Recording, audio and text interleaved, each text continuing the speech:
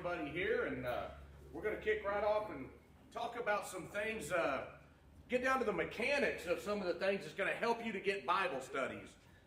We cover a lot. You know, when Rob came with his seminar, I know he was here a very short time. He covered a lot of material in that short time, and often tell people it's like drinking from a fire hydrant. You're just getting so much information, and you don't necessarily learn all the mechanics of it. And it has to be that way because the information that he brings is very, very necessary. But so is this, where we slow down a little bit and break it down. So we're going to talk about a couple of areas tonight that will really help out when you talk about how to evangelize. So this is the 6-step model that we talked about last night. You've got a picture of it over your evangelism table back there. And we've talked about contacts being the most important part of it. Well, in contacts, there's different ways of getting contacts. We've got probably 30 different ways on the house-to-house website. Different ways besides just the bookmarks. That's a very convenient one. In fact, if all 60 members wrote down 10 names of people they know that if they died tonight they wouldn't go to heaven, well then that would be your 600 contacts. So it's very easy to do. But I also know that sometimes as 6 months passes, a year passes, 2 years pass, those numbers start to wane. And so we need to have some other ways that we can reach out to get them. One of the things I want you to understand is that when Christ commanded you to evangelize, he gave you the talents and the skills to be able to do that. And so you see up here on the model that we've got several areas under each one of those. Now, this is we're just scratching the surface. There's so many different ways that you can be involved. But things like on contacts, our target list, or our bookmark, our visitors, the house-to-house new movers program, the door knocking, the community outreach. There's so many different ways that you can reach out and grab these contacts. Once you have the contacts, then you've got to move into the prospect mode. You can't take somebody from a contact into a Bible study and have any kind of effectiveness at all. It requires the prospecting mode. And here's the reason why. Anybody in here a farmer or gardener? Anybody ever grow anything here? Yeah, several of you. All right, so if I'm a gardener and say I'm going to go plant some tomatoes and some cucumbers and maybe some squash, if I just went out here on the ground and just threw some seeds on the ground and walked off, what's going to happen? It's probably not going to grow very well, right? Maybe you might have one or two that might gain some shallow roots, but it's not going to be you're not going to grow what you're desiring to grow. Well, to fix that, we've got to till the soil. We've got to go out and get the rototiller out, and we've got to till up the garden, and we've got to get the rocks out, and we've got to fertilize it, and we've got to prepare it to where when you plant the seed, it's ready to receive it, and then you get the growth or the increase you're looking for. Well, when you talk about a contact, if you don't prepare their heart, if you don't till the soil of their heart, you're not going to be able to plant those seeds that you're wanting to plant. What we do in the prospecting phase is that's tilling the soil of their heart. That's getting them ready to receive that seed. So when you get them into the Bible study phase, now you start to see the increase. And we have a 90 to 92% success rate, conversion rate, when we do the Bible studies. The reason that is so effective is because we're doing exactly what Jesus did, and we're tilling the soil of their hearts. Then we're going to move them into the Bible study. And in the Bible study phase, there's more than just the sitting down and doing the Bible study. There's things that can help to boost that, things that can help to prepare that. And then you move into the baptism phase, and there's more than just dunking them in the water. Somebody's got to keep the baptistry ready. I've been into some congregations, and their baptistry looks like a farm pond. I mean, I think there's frogs in there, fish. I don't know what they're doing in there. But it looks very, very, you can tell it's been there a long time, that water. What I'm trying to tell you is everywhere in here is somewhere that you can fit into it. So everybody can come up with a name. That's not hard to do. Everybody can pray. Almost everybody can write a compassion card.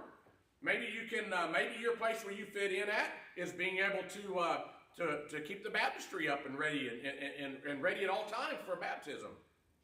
Maybe your part is that you can go down to a Christian bookstore and get a Bible with somebody's name on the bottom of it, and then we can present that to that new convert. What version do you preach out of? New American Standard. New American Standard. So I would go buy a New American Standard version, so it's easy for them to follow along. and I would have their name put on there. And in fact, what I would do is I would take and pass it around the congregation and have every member write a short little note in there with their phone number, so that then when you present that to that new convert, you can tell them, hey, you've got a family right here. You've got a phone book in here. So whenever you're feeling tempted, or whenever you're feeling like you're about that your faith is down, you're down, that you're in a weak moment in your life, these are all people you can call. Jamie and I I was on the phone with a new convert just on our way here from Oklahoma yesterday, or day before yesterday. And I told him, I said, brother, if you he battles alcohol and marijuana, he has his whole life. So he's a recent convert. We baptized him a few months ago. He's doing great with it. But sometimes he has those urges, it's an addiction, and he's trying to fight it. And I said, brother, you call. You go through those phone numbers and you call. If you feel like you got the urge to go buy alcohol or to go buy marijuana, you start calling. If somebody don't answer, you just keep going through that list. I said, I don't care if it's 2 o'clock in the morning. All the brethren in our congregation have said, if you need something, you call us, and we'll either be on the phone with you, or we'll come over and sit with you, or you can come to our house, or we're going to figure out a way to get you through that time. Well, we can make this a phone book. We can give them our numbers. It's very easy for them, and they can start making those calls. My phone's on 24 hours a day, 7 days a week. And I promise you, I get calls oftentimes in the middle of the night. I'll get a text or I'll get a call. And so that's a way that we can support our new converts. So there's so many areas that we can fit into these models. What I want to talk about tonight are some different types of contacts. One in particular that you, if you do it right, you'll get 85% of the time you'll get a Bible study with these people. So you have 3 different types of contacts. One is a cold contact. That's somebody that's they're unchurched, they're unknown to you. Maybe you meet them at Walmart. Maybe you go out and you do a door knocking and you meet them at that door knocking, and you don't know anything about them. They don't know anything about you. They're a little more difficult to convert. You can convert them. We've converted a bunch of them. But it takes a lot more work to do it because you don't have a relationship with them. So now you have a time that you're going to have to spend building that relationship. You remember last night we talked about nobody cares how much you know until they know how much you care. So we've got to spend some time with these cold contacts, showing them that we care about them and showing them that we love them and we have compassion on them and we want what's best for them. So it's a little harder with a cold contact. They're very reachable, but it's going to take a little bit more work. Then you have the warm contacts. This is somebody that's maybe a family member, or maybe it's a neighbor or a coworker, or somebody that you know. Maybe you have a kid on the soccer team that's one of the other parents. Somebody that you know, but you're not regularly having gospel conversations with them, right? It's your neighbor. You visit with them over the fence. You see them out mowing their yard. Then you visit. You know them by name. They know you by name. You have occasional conversations. But this isn't somebody that you're trying to convert, that you haven't been. It's somebody that you haven't been having gospel conversations with. Now, these people are very reachable, and we need to be working on these. I had a great friend that when in high school, we were best friends growing up in school and stuff, and we graduated, and a few years later, he was killed in a motorcycle wreck. And so I've been friends with his mom and dad and his brother ever since, but not close friends, but, we talk occasionally, and we every once in a while we'll go over for dinner, or they'll come over for dinner. And we just kept in touch all of these years, and so I haven't heard from any of them probably, I don't know, maybe 3 years, 4 years. So before we came here this evening, I get a call from my buddy's mom. Haven't talked to her in 3 or 4 years. And she called, and now she's a warm contact. It's not somebody I've really had any time to visit with about the gospel, but it's somebody that I know. She called me. She said, Keno, I'm having to have new valves put in my lungs, because she was a smoker for many years. And she said, I want to call and ask you if you would pray with me. Okay, well, guess what? I started immediately prospecting that. And I told her, I said, Charlotte, when I get back, I said, I'd love to come over and visit with you. And she said, oh, I'd love for you to come over, Keno. And I said, Charlotte, I didn't have to worry about all the ice breaking. I've known her for 30 years. But I said, Charlotte, you know what? I said, well, you're sitting around the house, and I said, I know you love God, and I know your parents love God. And I said, I've got a study I'd like to go through with you, and I think would give you a lot of peace of mind when you get ready to go in for this surgery in December. So when I get home, I'm headed over there. Guess what? We're going to go through back to the Bible. So that's a warm contact. But the ones I want to talk about tonight are hot contacts. How many visitors would you say y'all get through here? Do you get one every week, kind of, or about how often? Pretty much. Pretty much every week? All right, so. We have 7 to 8 visitors a week. Well, yeah. There you go. Now look, there's two types of visitors, right? There's visitors that are passing through, traveling, and there's visitors that live here. How many do you have that live in this area? One or two. One or two. Okay. That one or two people that come in that live in this area, they're ready to be baptized. They just don't know it yet. And I'm going to show you how to get them into the baptistry. So these people, you won't get a hotter contact than somebody that sits in your pews. It doesn't get any hotter than that.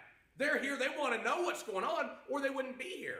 I shared with you, we had the family that came last week and worshiped with us last Sunday at Coweta. They're a Baptist family. But for whatever reason, they came and sat in our pews, and we're going to have a Bible study with them.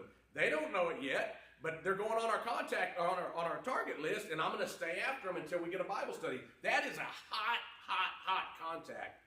So let's talk about it.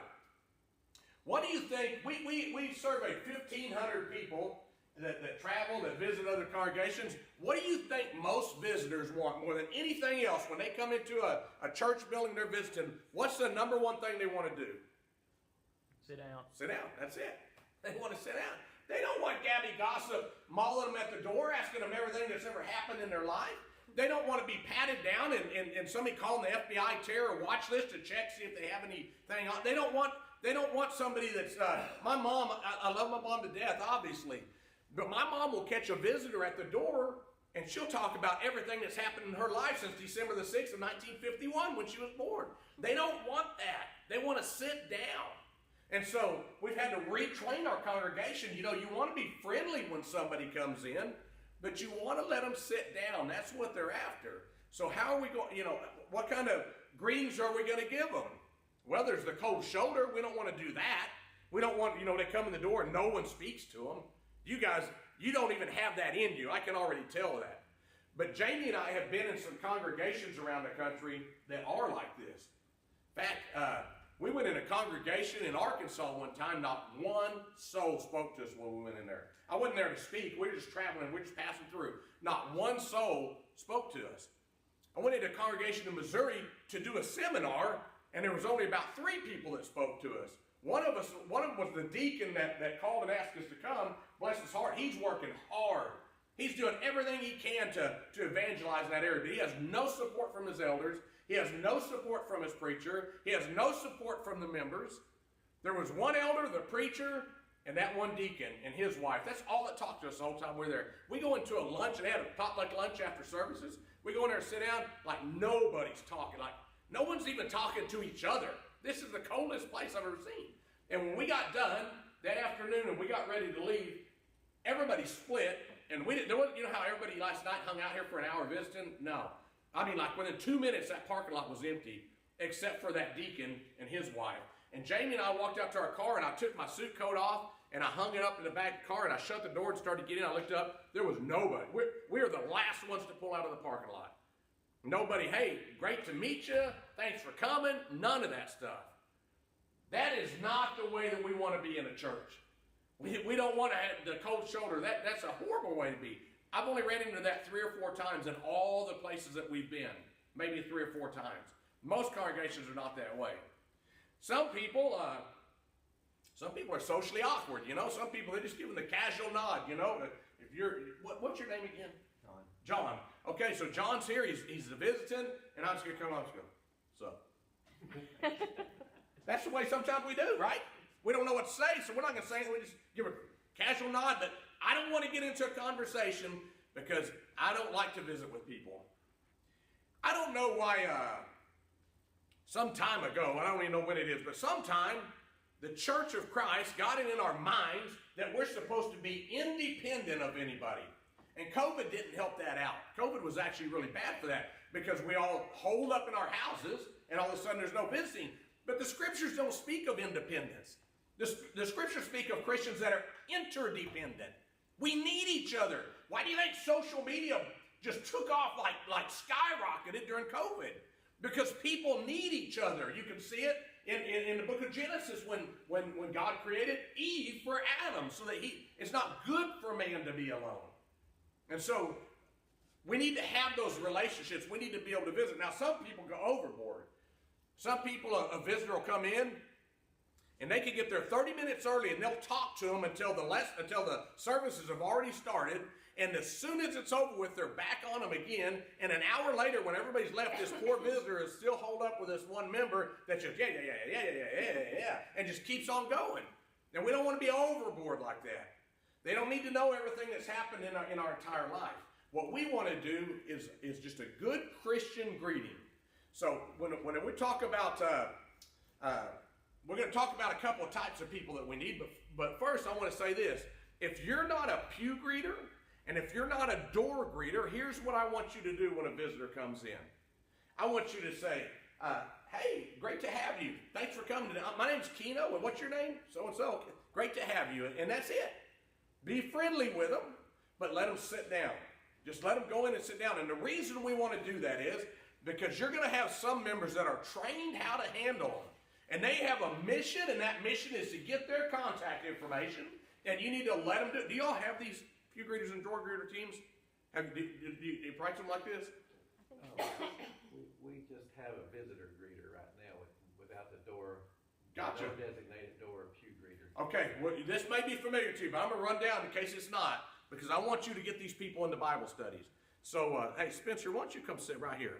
That'd be good. Spencer's the visitor. Spencer is coming through, and now, scenario number one, Spencer is going from Atlanta to, where would you go if you was passing through here? Nashville. He's going from Atlanta to Nashville. All right, and he's passing right through Copper Hill, Tennessee. He's a visitor. So we got door greeters, one or two people at the front door, and they've got a bulletin with them. And here's all they're going to do. When Spencer's coming in, what's your name, ma'am? Natalie. So Spencer and Natalie are coming in, and the door greeter's at the front door, and they're just going to say, hi, I'm a door greeter. Hi, I'm Keno. What's your name? And he's going to say Spencer, and she's going to say Natalie, and say, well, we're glad to have you here today. If you just open the door here, and here's a bulletin, and just go sit anywhere you like, there's no assigned seats. Now listen to me. How many of you are sitting in the spot you sit every single week? I knew that was going to come up. Here's what I don't want you to do. If that's my spot that I sit in every week and Spencer comes in and sit down, I'm not going to go over and go like this. And sit there and stare at him till he leaves. That's my seat. I've heard that happen before. I've heard members say, that's my seat. Listen, if a visitor comes in and they sit in your seat, you don't have a seat that week. You'll find a new seat because that's their seat this week. So they sit anywhere they want. There's no assigned seating. If they say, did I get somebody's seat? No, we have that place right there for you. You just sit right there. And then I'm going to go find somewhere else to sit. We had a member at Coweta. We used to have pews, but they weren't this nice. We just had wood backs. Ours were much less comfortable. And they were just wood backs. And he's sitting in the very back on the inside on the very back pew. He's sitting there since 1967. And there was a groove and all the finish worn off from his belt because he'd sit there, his back hurt, and he'd kind of squirm in that seat. And his belt literally wore a groove in that pew because he'd sat there for 40-some years, 50 years, however many years. He'd been sitting there for so long. That was his seat.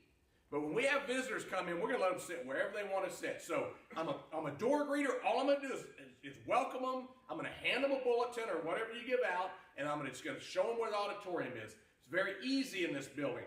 Some buildings, they might have 4 or 5 different doors, and you got to go down 2 or 3 halls and hang a couple of rights and a couple of lefts, and it's like a maze. If that's the case, then I'm going to walk them to the auditorium.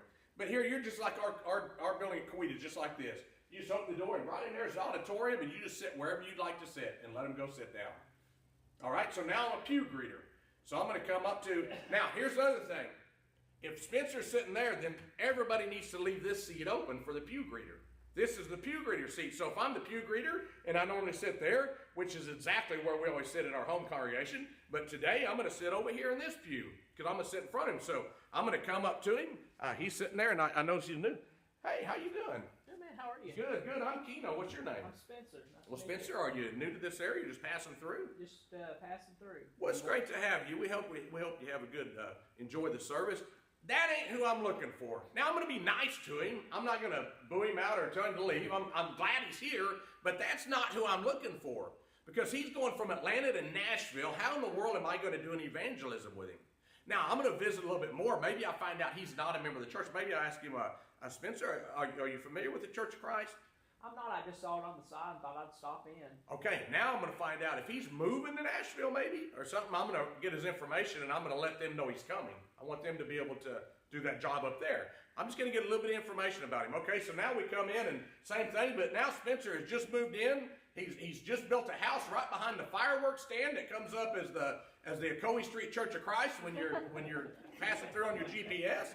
My wife and I, we almost went and bought fireworks last night because we didn't know where we were going. But anyway, so I'm going to come up to him and I'm going to, hey, how you doing? Hey, I'm good. How are you? Good. I'm Keno. What's your name? I'm Spencer. Well, Spencer, are you new to the area? I am actually. I just got through building a house right down the road. That's who I'm looking for, right? So he says he's got. So here's what I'm going to tell him. Do you guys have visitor bags? Yeah. Okay, so I'm going to tell him, well, hey, Spencer, I got a gift for you. I'll be right back. And I'm going to get that visitor bag.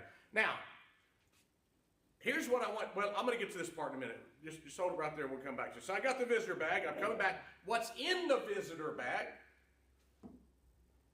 Hand me that card. Take these things. Is this for visitors? I don't have my glasses on. Is that what that is? That's a visitor's card? Okay. We don't want these in the pews. Take these out of the pews. You know, if I hand that to him and tell him to fill that out, you know what the percentage of time he's going to do that is? 32% of the time. He just put it back in his phone. That's what he's going to do. That's what he's going to do. I hand it to him. He did. Spencer is an honest man. He's not in acting mode right now. That's what he's going to do. He's going to put it right back in there. Very observant. 32% of the time he's going to fill it out. When I was a kid, man, I love, now we try to put it in an offering plate. Used to, we'd have them pass it to the center. Remember, and if you was a kid, you got to go pick them up, in the center. I love doing it. They're not doing it anymore.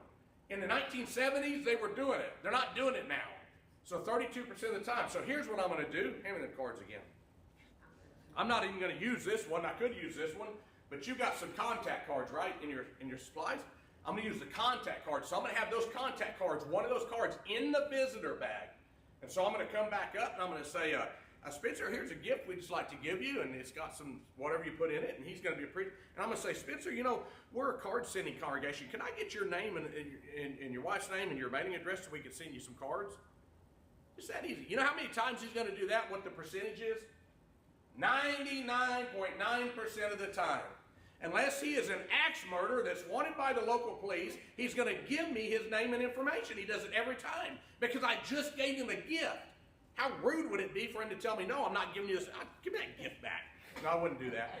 But he's always going to give me his name and information every single time. This is all I want when he comes. I don't want a Bible study. I want this right here because this is what I can use to start prospecting him into a Bible study. So this is my seat. I got the information. Hey, thank you. I hope you enjoyed the lesson, Spencer. And I'm going to sit down right here in front of me. And we're going to listen to, I don't know who's going to preach because you're visiting. So we're going to listen to somebody preach. And when we get done, I'm going to stand up. I'm going to say, well, Spencer, did you enjoy the lesson? I did, yeah. Hey, Spencer, we have a tradition here. We like to take people out to eat. Can we take you out to eat today? Be glad to buy your lunch. 50% of the time, they're going to do it.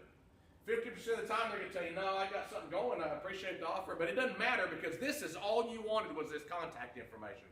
So if they give you that information, if they go to lunch with you, great. If they don't go to lunch with you, that's fine too. All I wanted was this contact information.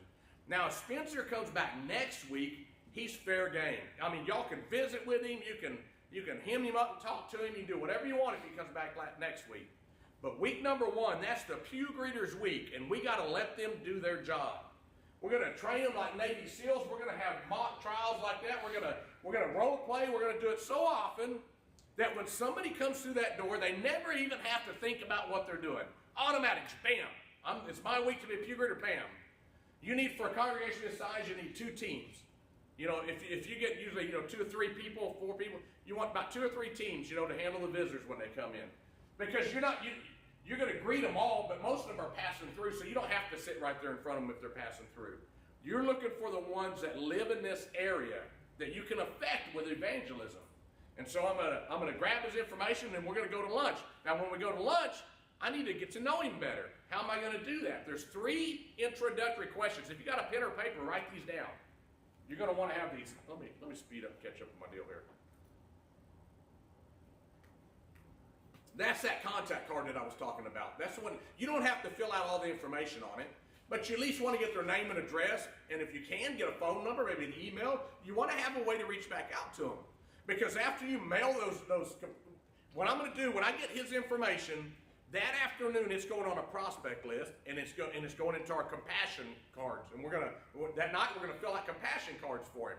When those compassion cards are done mailing, I've got to go to his house. If I haven't seen him again, I've got to go to his house and make a transition visit.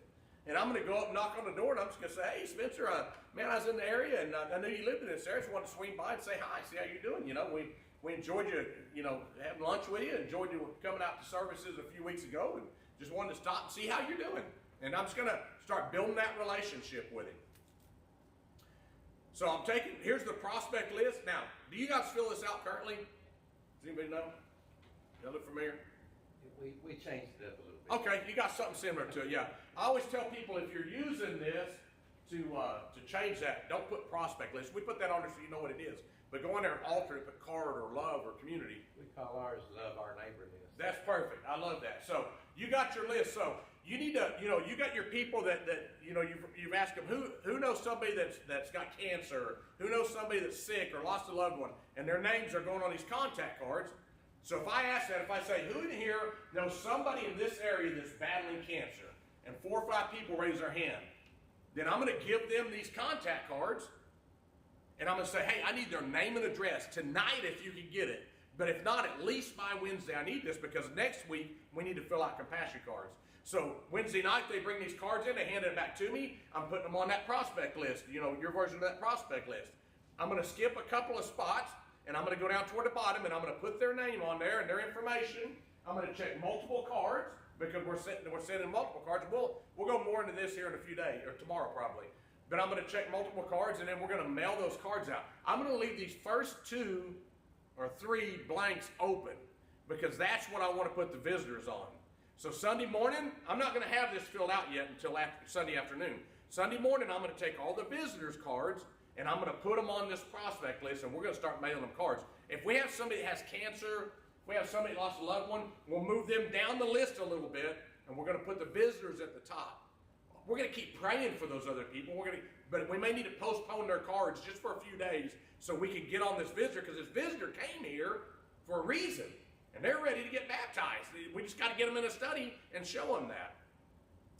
So you need 5 to 7 visitors per week to grow for 100, you know, for 100 members. So if you have 3 or 4 or 5 visitors a week, you're going to do fantastic with it. And we have training cards that teach us this, so we can continue the training and everything.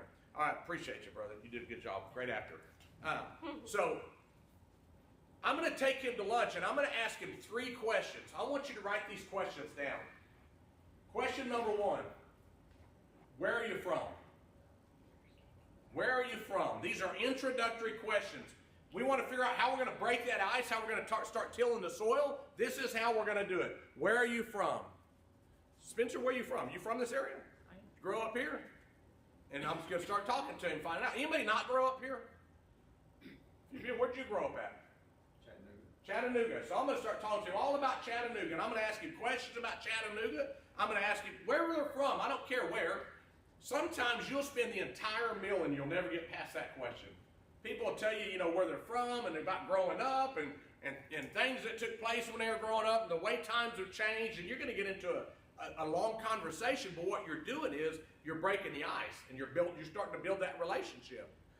But say we get through that and he gets done telling me where he's from, and the next question I'm going to ask, well, what do you do for a living? Are you retired now? What did you do before you retired? Electrical engineer where? Oh, that sounds really interesting. What did you do over there? And I'm just going to start asking those questions. And I'm going to let him tell me all about everything. And I'm doing it not for just him, for him and his wife. I'm going to ask them both where they're from. I'm going to ask them both what they did for a living. And I want them to just go into detail and tell me all about it. And I'm going to ask them questions about it. And I'm going to really show that I'm engaged and I'm listening.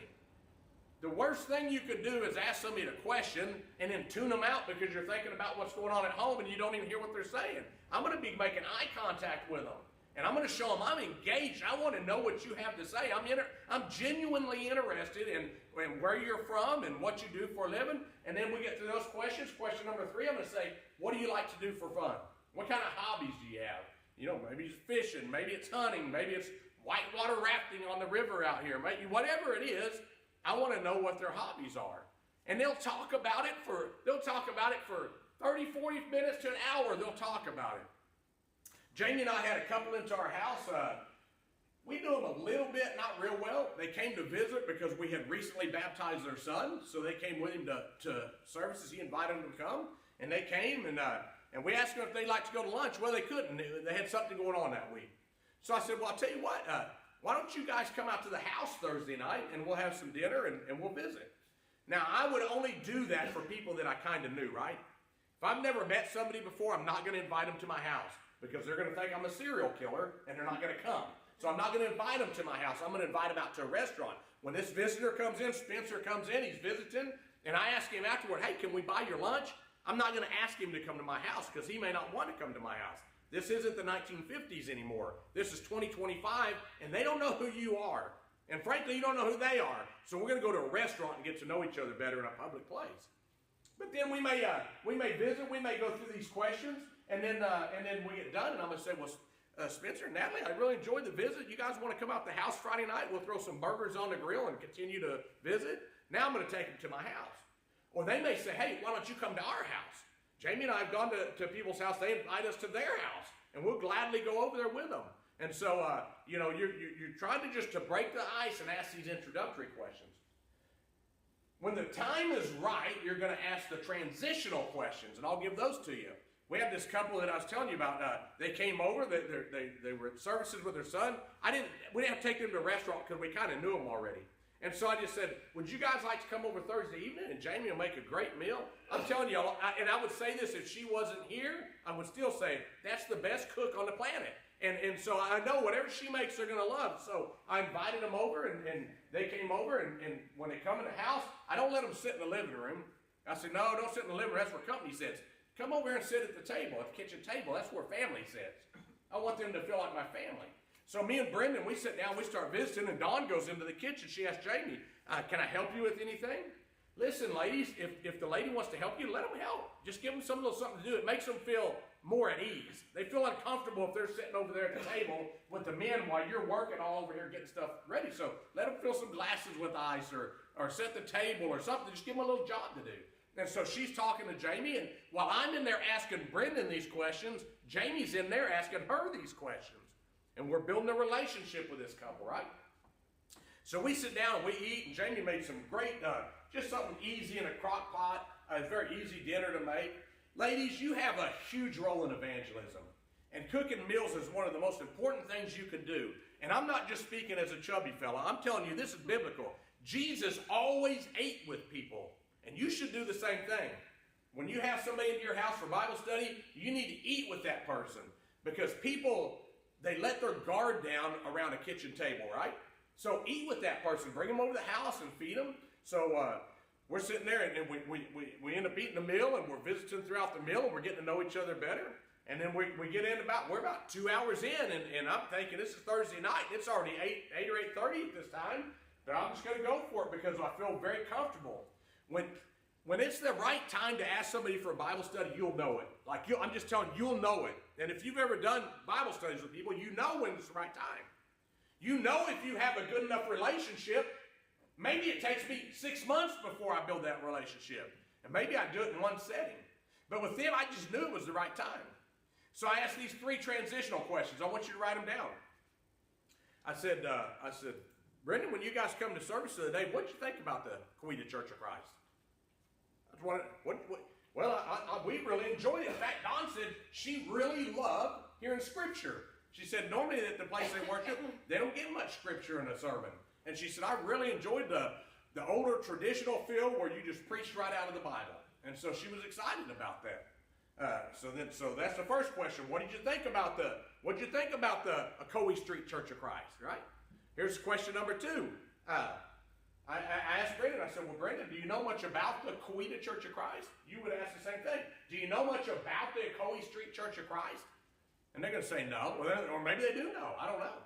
Most often they're going to say no. He said, well, I don't know much about it, but I do know this. Our son is a totally different person since you guys started working with him and studying with him. Since he's been coming here, he's a totally different person than what he has been in the past. And he said, I don't know what you guys are doing or what's going on, but we can't thank you enough. It has changed his life. And I said to him, question number 3, I said, Brendan, do you want to know more about the Coweta Church of Christ? Brendan, do you want to know more about the Ocoee Street Church of Christ? He said, I would love to know more. And I said, well, we've got some studies right here, 3 books. We could go through one. It takes about an hour. We could go through one tonight if you'd like to figure out, if you'd like to know more about why you're seeing that change in your son. We could do it tonight. He said, we'd love to. And we broke them out. I already had them sitting there ready to go. We pulled them out, and we went right into the study. We're hoping to do lesson 2. We had it scheduled, and then her dad died. And so she was dealing with that. We were trying to get lesson 2 scheduled before we came here. We weren't able to connect. But I talked to my mom last night, and she said that Dawn came to Bible class last night. So, now she's coming and visiting on her own. Her son wasn't even there. But she came on her own and visited. So they're this close. They'll be in the water very, very soon. As soon as we get back, we're going to get into lesson 2 and 3 with them. We're going home this time. We're going to have 2 weeks at home. And I'm going to get through lesson 2 and 3 with them. If at all possible, prayerfully, that's what's going to happen. So you're going to ask those questions, do you know much about the Coe Street Church of Christ? Or do you enjoy the Coe Street Church of Christ? Do you know much about it? And do you want to know more? That's how you get that's how you transition into the Bible study. Most people say, I have no idea how to get somebody into a Bible study. I know this person, but I don't know how to get them into a Bible study. That's how you do it. You ask those transition questions. I ask that almost every time, and it works almost every time. It is so rare. In fact, I don't even remember the last time we had somebody in our house for a meal that they didn't do a Bible study. I can't even tell you when the last time was, because it works every single time. All we're doing is replicating what they did in the first century. All we're doing is replicating what the first century Christians did. And what we see Jesus doing is going into people's houses and having meals with them. And then he converts them into a study. He's able to take them. He's the master evangelist. Here's the problem with the Church of Christ today. We know Jesus is the Savior, and we can defend him as the Savior. We know Jesus is the King of Kings, and we can defend him as the King of Kings. We know Jesus is the creator of this world, and we can defend him as the creator of the world. But we don't know Jesus as the master evangelist. And when we start looking at what he did, and we're always wanting to sit down with somebody, go right to Acts chapter 2, verse 38 with them, and start talking about baptism. But Jesus didn't do that. Jesus built relationships first. Jesus had compassion on people first. Jesus, he worked with people, and he tilled the soil of their heart. Why would we do something different than what Jesus did? Why don't we do exactly what he's done and what he's trained us to do? Because if we do that, then we're going to see the same results. Jesus didn't have those results because he's divine or because he's Jesus. He did them because he had a method. And we need to use that same method that he used, and we'll see the same kind of results. So visitors you should have a high percentage of your visitors getting into the waters of baptism. You should be having Bible studies with 80 to 85% of them. If you'll do these things and tweak what you're already doing and align it with the things we just talked about, you'll see a huge uptick in the number of visitor Bible studies that you get. It's very easy to do, and they're very receptive to it.